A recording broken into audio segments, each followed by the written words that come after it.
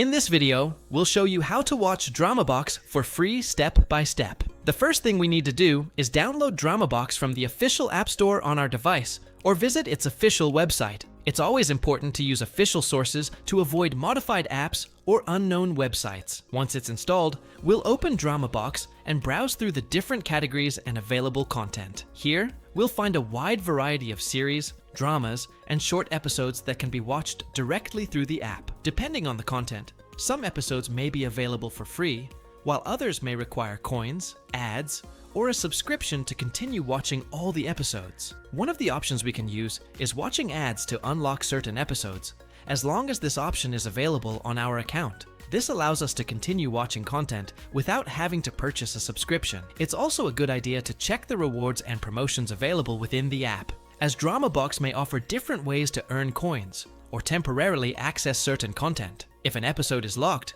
we can check the options provided by the app to unlock it, such as watching an ad, using available coins, or waiting for it to become available for free. And that's it. As you can see, watching DramaBox for free is possible by using the free options officially provided by the platform, although the available content and conditions may vary. If you found this video helpful, don't forget to subscribe to the channel and leave a like for more step-by-step tutorials.